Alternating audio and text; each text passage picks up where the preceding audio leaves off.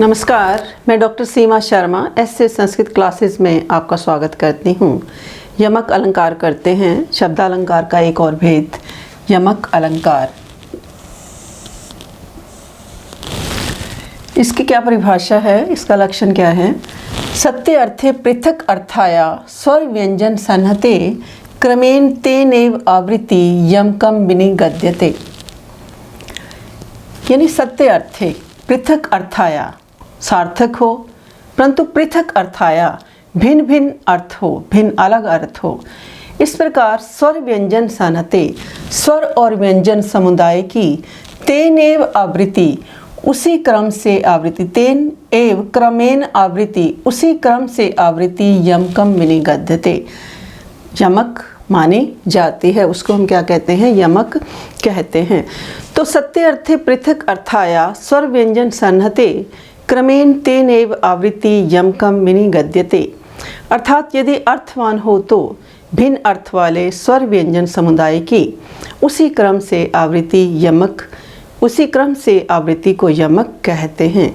अर्थात समानार्थक शब्दों की आवृत्ति को यमक नहीं मानते, समानार्थक शब्दों की आवृत्ति को यमक नहीं मानते। यानी यमक का मतलब क्या है? जुड़वा, कि जोड़ा, कि जहाँ भी आएगा जोड़ा आएगा। जब इसका हम उदाहरण देखेंगे, जैसे प्रजा प्रजा, यहाँ पलाश पलाश, तो आवृत्ति यानी उसी क्रम से, यानी स्वर और व्यंजन भी क्या है? उसी क्रम से ही आने चाहिए।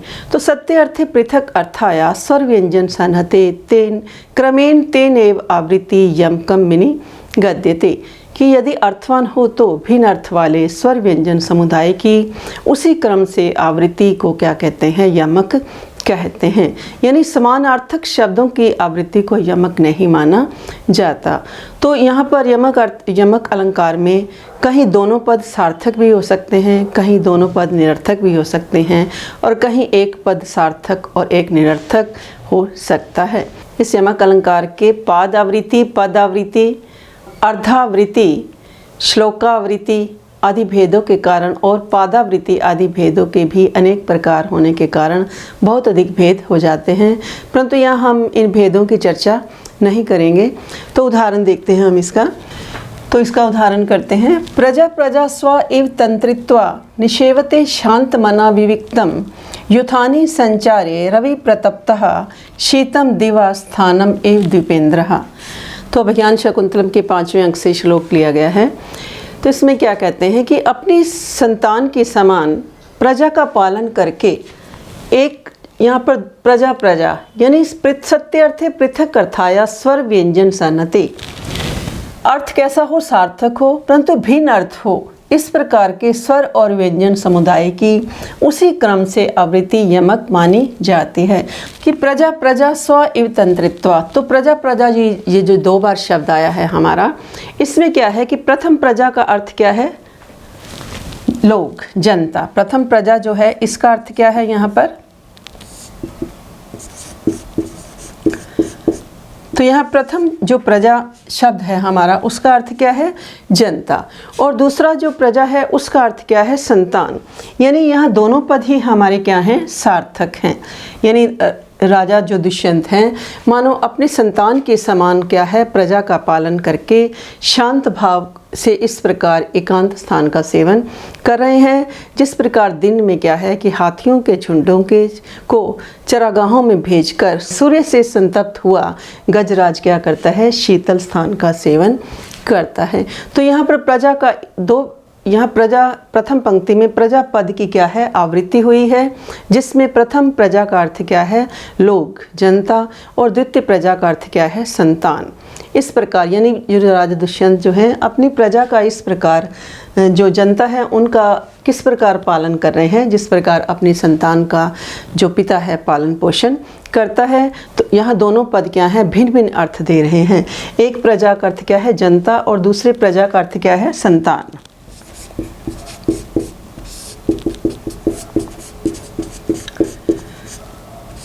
दूसरी प्रजा का अर्थ क्या है? संतान। तो इस प्रकार इस उदाहरण में क्या है, यमक अलंकार है। अगला हम उदाहरण दूसरा भी एक और देख लेते हैं कि नव पलाश पलाशवनम पुरः सफुट पराग परागत पंकजम मृदुल तांत लतांतम आलोक्यत स सुरभिम सुरभि सुमनो भरई।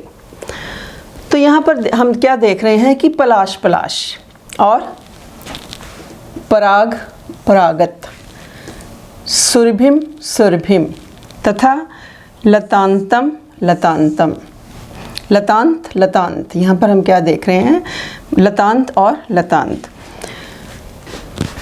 अर्थात पलाशों का नव पलाश पलाशवनम पुरः सफुट पराग परागत पंकजम मृदुल तांत लतांतम आलोक्यत स सुरभिम सुरभिम सुमनो भरई। यहाँ पर पलाश पलाश और सुरभिम सुरभिम पद, दोनों पद क्या हैं, सार्थक हैं। पहले पलाश का अर्थ क्या है यहाँ पर, पल्लव ढाक, और दूसरे क्या है, पलाशों का वन, यानी पलाशों का वन नवीन पल्लवों से युक्त हो गया है। इस पलाश का मतलब क्या है, वन, पलाश का ढाक का वन, और यहाँ पर क्या है, नव पलाश नए पत्तों से युक्त हो गया है। सुरभिम सुरभिम, तो यहाँ पर क्या है कि फूलों की अधिकता से एक सुरभिम क्या है, सुगंधित, और दूसरा सुरभिम का अर्थ क्या है, वसंत ऋतु, यानी सार्थक और भिन्न अर्थ वाले। तो यहाँ दोनों जो हमारे पद हैं, पलाश और पलाश, सुरभिम और सुरभिम क्या है, सार्थक और भिन्न अर्थ की अभिव्यक्ति दे रहे हैं। तो इस प्रकार यहाँ पर क्या है, यमक अलंकार है। तो लतांत लतांत में पहला पद हमारा क्या है, निरर्थक है, क्योंकि इसमें जो मृदुल में पहला ल शब्द जो है इसमें सम्मिलित मिला हुआ है, और पराग पराग में परागत में दूसरा पराग क्या है, निरर्थक है।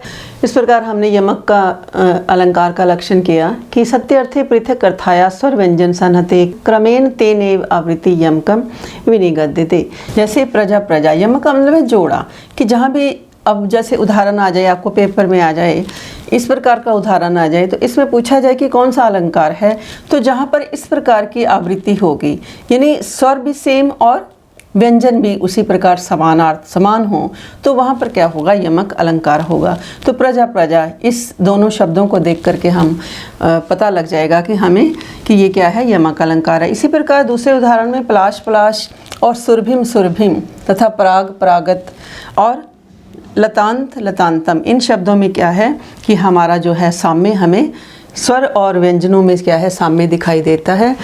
तो आज के लिए इतना ही। मैं मिलती हूँ अगली नई वीडियो में नए संस्कृत लेसन के साथ। धन्यवाद। जय हिंद, जय भारत।